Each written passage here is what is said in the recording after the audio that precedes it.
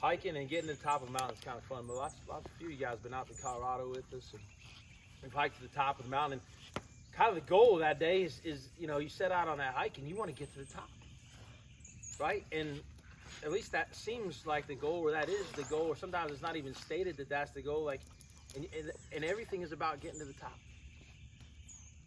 And some people, man, they're sort of in the lead, and they're fit, or they're just so excited about, man, I got to get to the summit. Like, it's something you got to prove to somebody. And sometimes you leave other people behind you because you're so consumed with, and I almost could say that might be the lust part. Like, my lust is, man, I want to prove to people I can get to the top, and I want to get to the top. And there's nothing wrong with getting to the top of the mountain. Don't hear me say that. But if your goal is just the destination, to sort of get another, feather in your cap, so to say, and the way you go about it, right, that could be just a really lustful sort of desire on your part, as opposed to being charitable and helping along somebody else get to the top. And anyway, I've done a lot of hiking up some mountains, and there was one time that we were going to summit Mount Harvard in Colorado. Mount Harvard is a little over 14,000 feet. There's like 52 14ers, they call them, in Colorado. And it's one of them. And we got up real early in the morning, about 4 a.m., maybe 3:30. And by 4 o'clock, we had our headlamps on. It's still dark out, and we're hiking up the trail. And it gets real steep in the first part of the trail. And then it sort of levels off, and there's a creek that you have to cross. And the creek is only about as wide as this concrete right here. But it's kind of deep, and it's snow melt, so it's really cold. And you don't really want to get your boots in it, because then your feet will be wet and your socks will be wet for the rest of the hike, and you still got 3 or 4 or 5 more miles to go. And so you got to get across this creek, and sometimes you find a spot, there might be like a little rock sort of part way, and you hit that rock, and then you jump to the rest of it. And so most of us could get across it, but there was this one gal, she was real nervous about it. Huh? Oh yeah, in real life. I was there. I watched this whole thing happen. Tell them her name. Yeah. Is it Madison? MacKenzie. Yeah, so MacKenzie was not the one that struggled to get across. I forget the other gal's name, she was terrified. Like, something in her just sort of was like, man, I can't do that. What if I fall? What if I slip? What if I get submerged in that icy cold water? And so we're all encouraging her, and we're like coaxing her, and we're like, you can do it, you can do it.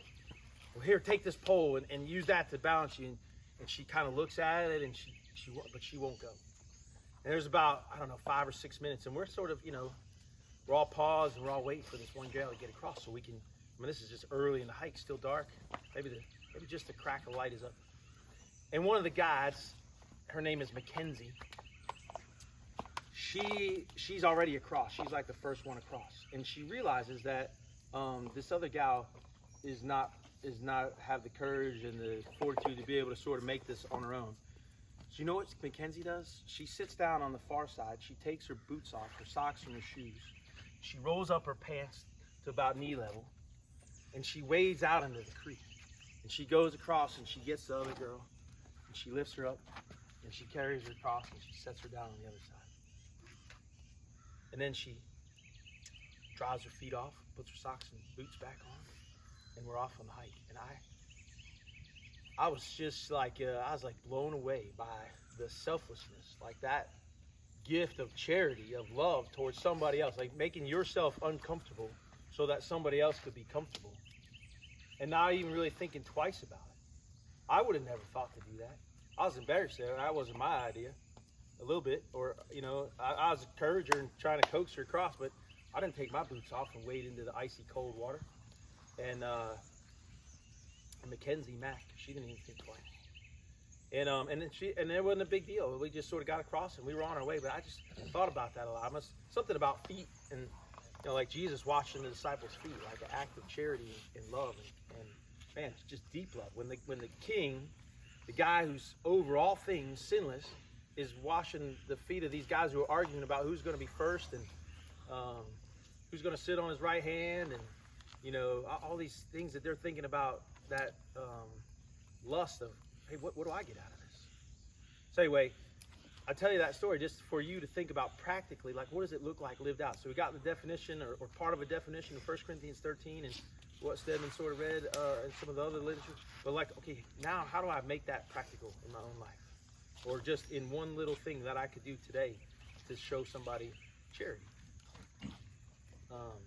So thanks for letting me sort of share that. I was just thinking about how does that look lived out. And so I encourage you guys to do that, and then be able to share that story with somebody else, or to be able to like watch Zayd do it, and then tell Zayd, man, Zayd, that was beautiful the way that you served Mama today, the way you carried her and took care of her and loved her, and you didn't whine about it, and you didn't complain about it, and you didn't make a big deal about it, but it's beautiful.